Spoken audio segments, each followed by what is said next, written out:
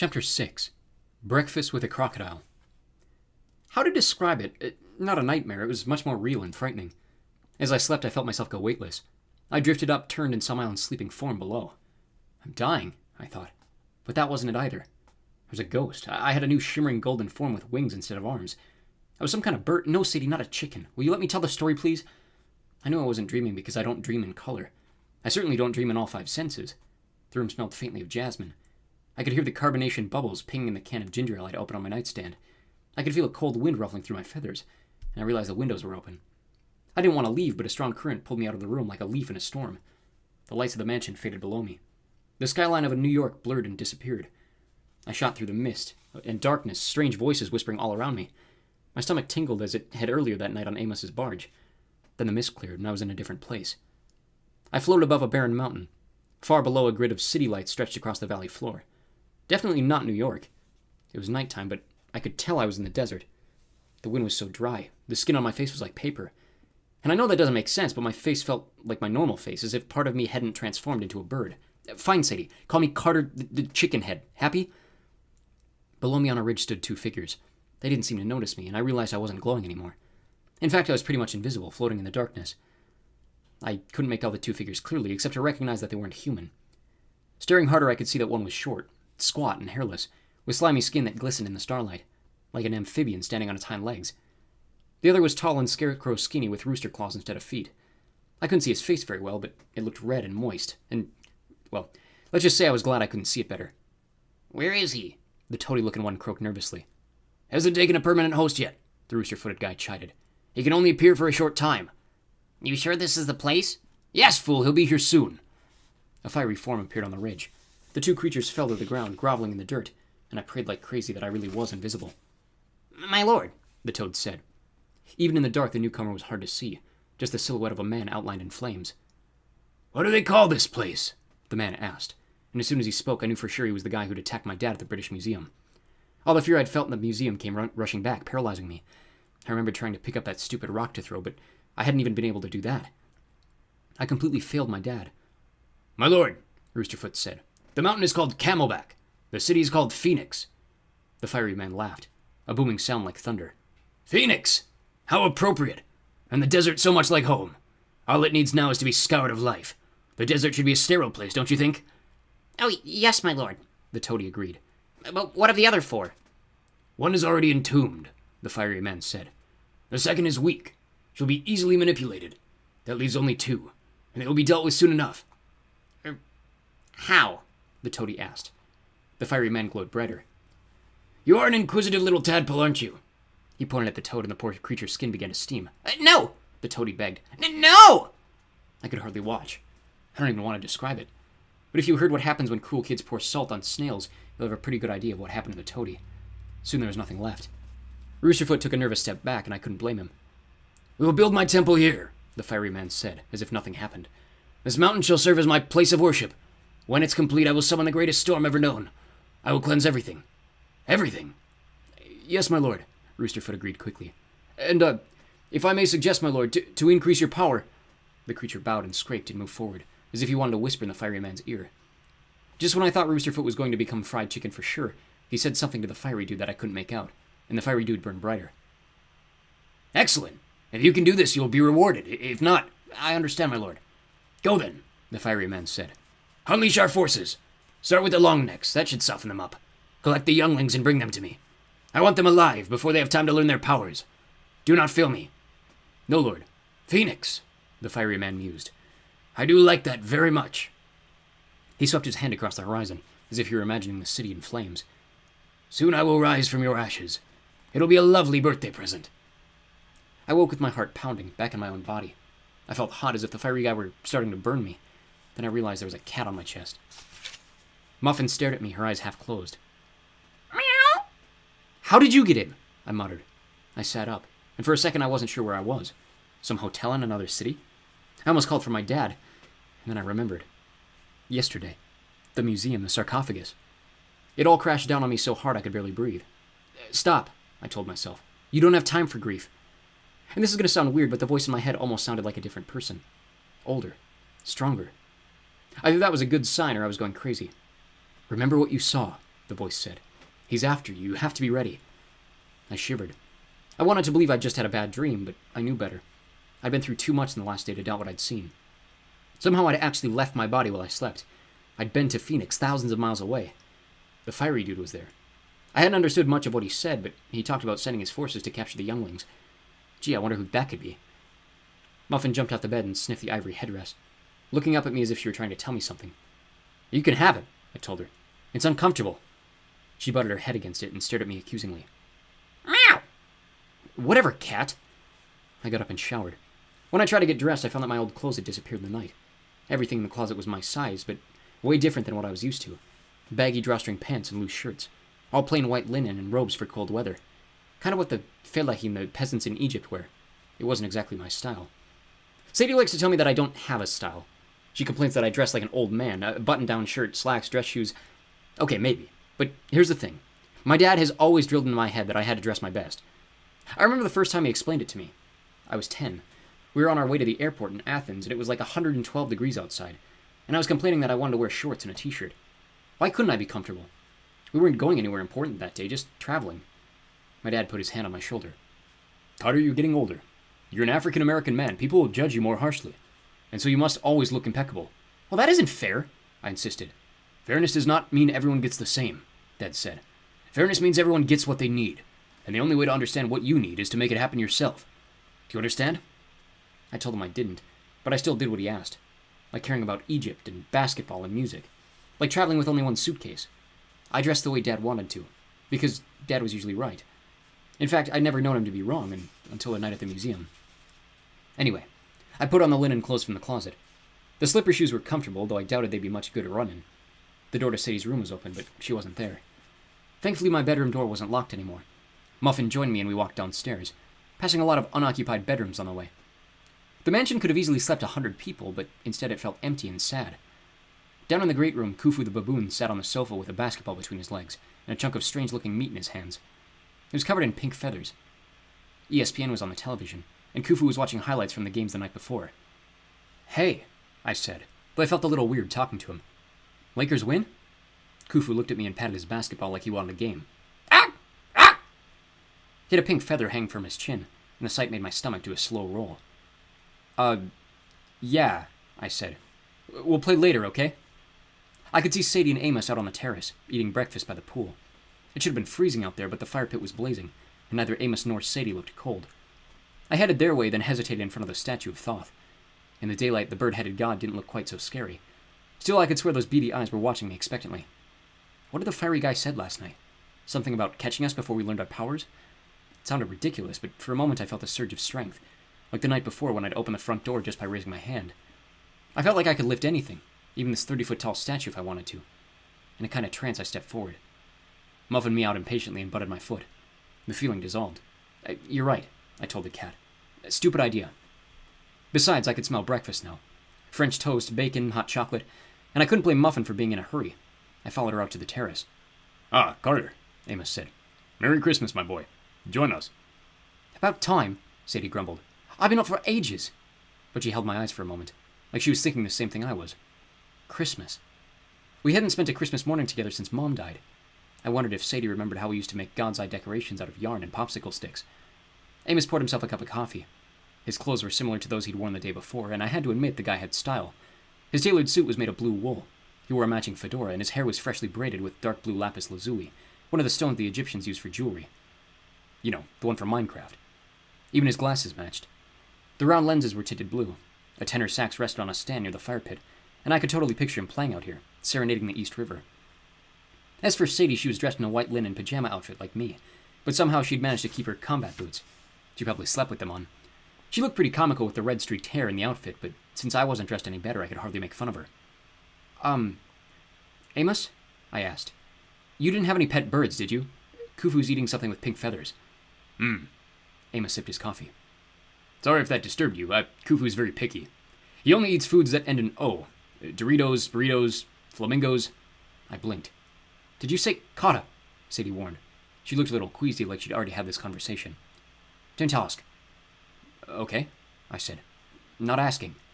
Please, Carter, help yourself. Amos waved toward a buffet table piled high with food.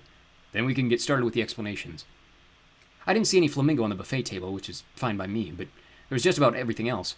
I snagged some pancakes with butter and syrup, some bacon and a glass of OJ. Then I noticed movement in the corner of my eye. I glanced at the swimming pool. Something long and pale was gliding just under the surface of the water. I almost dropped my plate. Is that A crocodile, Amos confirmed. for good luck. He's albino, but please don't mention that. He's sensitive.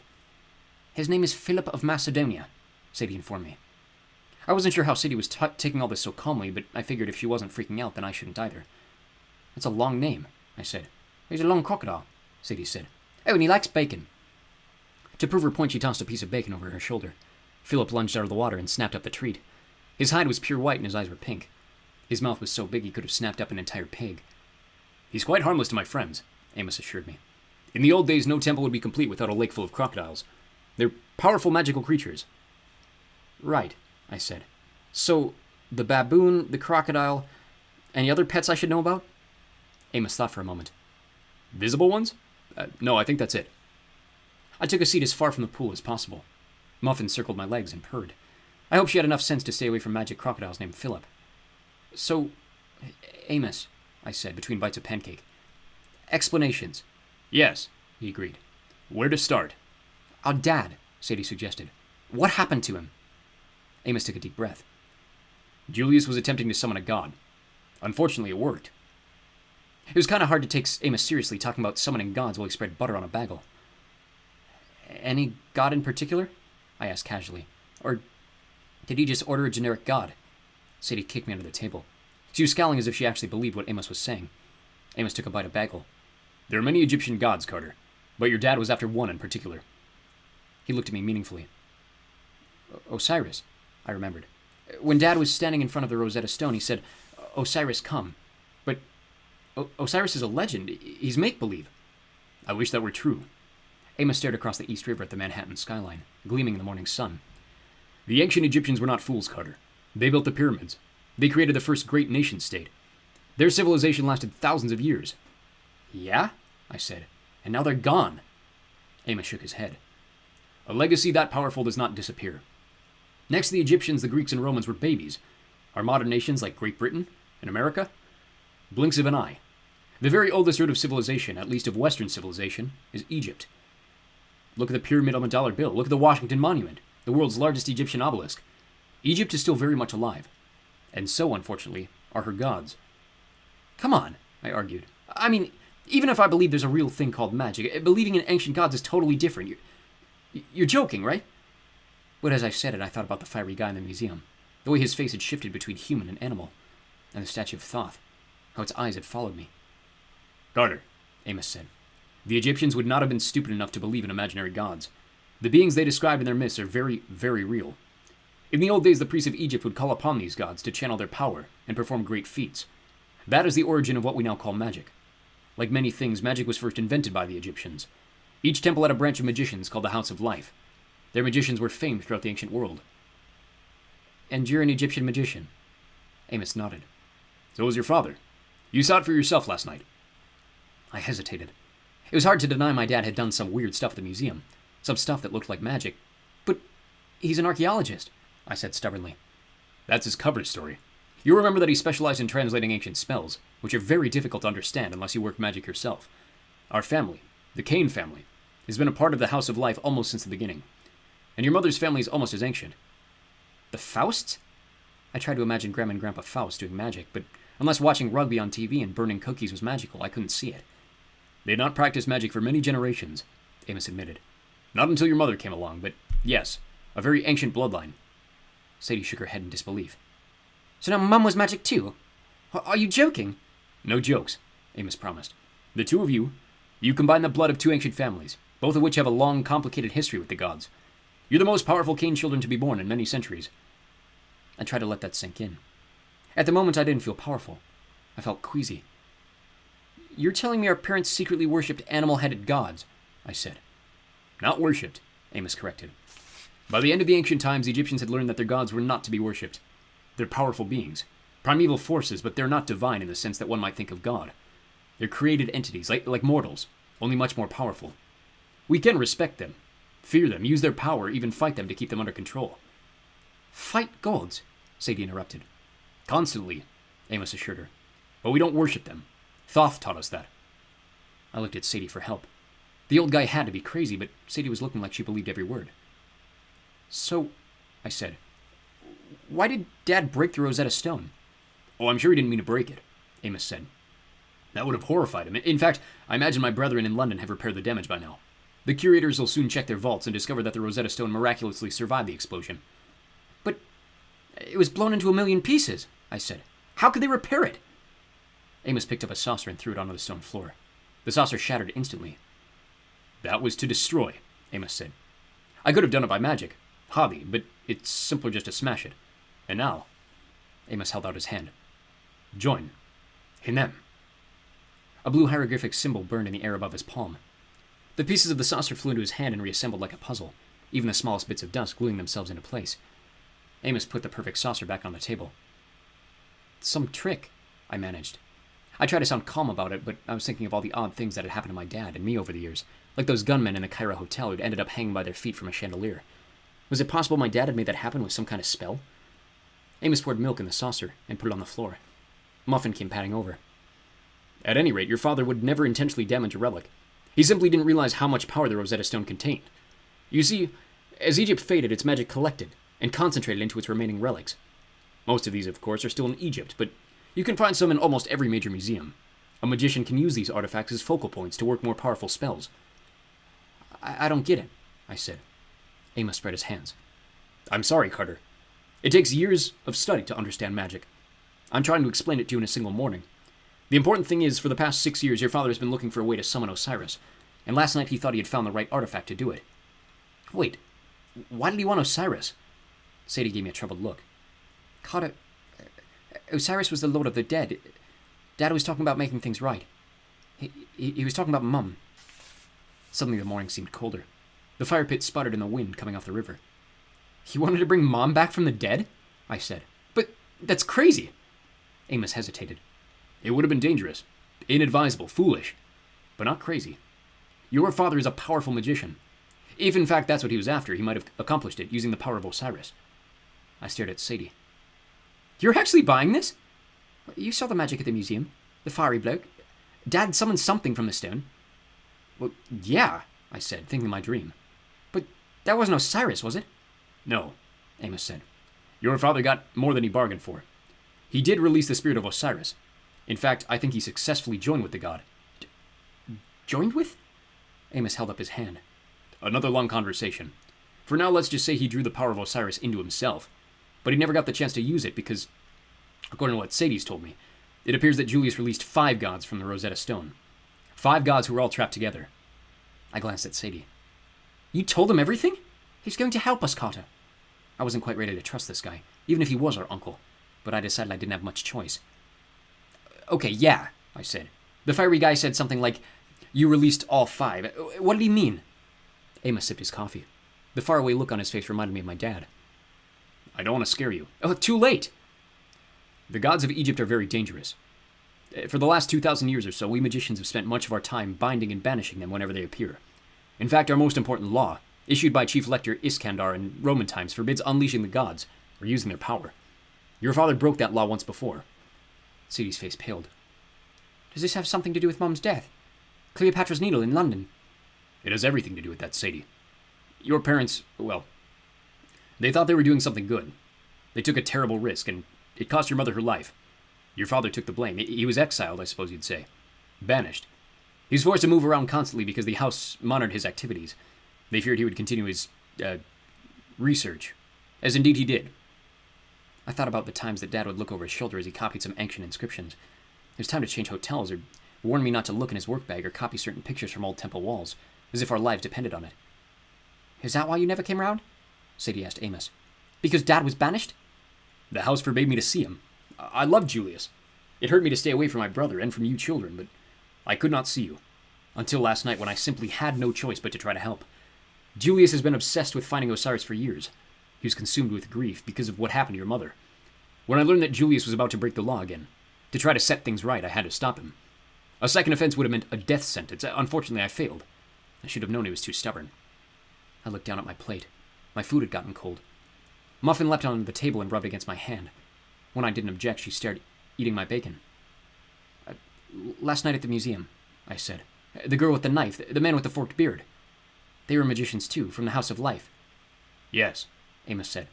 keeping an eye on your father. You're fortunate they let you go. The girl wanted to kill us, I remembered. But the guy with the beard said, not yet. They don't kill unless it's absolutely necessary, Amos said. They will wait to see if you're a threat. Why would we be a threat? Sadie demanded. We're children. Summoning wasn't our idea. Amos pushed away his plate. There's a reason you two were raised separately. But that was because of the Faust. They took Dad to court, I said matter-of-factly. And Dad lost. It was much more than that, Amos said. The house insisted you two be separated. Your father wanted to keep you both, even though he knew how dangerous it was. Sadie looked like she'd been smacked between the eyes. He did? Of course. But the house intervened and made sure your grandparents got custody of you, Sadie. If you and Carter were raised together, you could become very powerful. Perhaps you've already sensed changes over the past day. I thought about the surges of strength I'd been feeling, and the way Sadie suddenly seemed to know how to read ancient Egyptian. Then I thought of something even further back. Your 6th birthday, I told Sadie. The cake, she said immediately, the memory passing between us like an electric spark. At Sadie's 6th birthday, the last one we'd shared as a family, Sadie and I had a huge argument. I don't remember what it was about. I think I wanted to blow out the candles for her. We started yelling. She grabbed my shirt and I pushed her. I remember Dad rushing toward us trying to intervene, but before he could, Sadie's birthday cake exploded. Icing splattered the walls. Our parents, the faces of Sadie's little 6-year-old friends. Dad and Mom separated us. They'd sent me to my room. Later they said we must have hit the cake by accident as we were fighting, but I knew we hadn't. Something much weirder had made it explode, as if it had responded to our anger. I remembered Sadie crying with a chunk of cake on her forehead, an upside-down candle stuck to the ceiling with its wick still burning, and an adult visitor, one of my parents' friends, his glasses speckled with white frosting. I turned to Amos. That was you. You were at Sadie's party. Vanilla icing, he recalled. Very tasty. But it was clear even then that you two would be difficult to raise in the same household. And so, I faltered. What happens to us now? I didn't want to admit it, but I couldn't stand the thought of being separated from Sadie again. She wasn't much, but she was all I had. You must be trained properly, Amos said. Whether the house approves or not. Well, why wouldn't they approve? I asked. I will explain everything, don't worry. But we must start your lessons if we are to stand any chance of finding your father and putting things right. Otherwise, the entire world is in danger. If we only knew where— Phoenix, I blurted out. Amos stared at me. What? Last night I had, well, not a dream exactly. I felt stupid, but I told them what I'd seen when I slept. Judging from Amos's expression, the news was even worse than I thought. You're sure he said birthday present? He asked. Yeah, but what does that mean? And a permanent host, Amos said. He didn't have one yet. Well, that's what the rooster-footed guy said. That was a demon, Amos said. A minion of chaos. And if demons are coming through to the mortal world, we don't have much time. This is bad. Very bad. Well, if you live in Phoenix, I said. Carter, our enemy won't stop in Phoenix. If he's grown so powerful so fast. What did he say about the storm exactly? He said, I will summon the greatest storm ever known. Amos scowled. The last time he said that, he created the Sahara. A storm that large could destroy North America, generating enough chaos energy to give him an almost invincible form. What are you talking about? Who is this guy? Amos waved away the question. More important right now, why didn't you sleep with a headrest? I shrugged. It wasn't comfortable. I looked at Sadie for support. Well, you didn't use it, did you? Sadie rolled her eyes. But of course I did. It was obviously there for a reason. Sometimes I really hate myself. Ow! That's my foot! Carter, Amos said. Sleep is dangerous. It's a doorway into the duat. Lovely, Sadie grumbled. Another strange word. Yes. Sorry, Amos said. The duat is the world of spirits and magic. It exists beneath the waking world like a vast ocean, with many layers and regions. We submerged just under its surface last night to reach New York, because travel through the duat is much faster. Carter, your consciousness also passed through its shallowest currents as you slept, which is how you witnessed what happened in Phoenix. Fortunately, you survived the experience, but the deeper you go into the duat, the more horrible things you encounter, and the more difficult it is to return. There are entire realms filled with demons, places where the gods exist in their pure forms, so powerful their mere presence would burn a human to ashes. There are prisons that hold beings of unspeakable evil, and some chasms so deep and chaotic that not even the gods dare explore them. Now that your powers are stirring, you must not sleep without protection, or you leave yourself open to attacks from the duat, or unintended journeys through it. The headrest is enchanted to keep your consciousness anchored to your body. You mean I actually did? My mouth tasted like metal.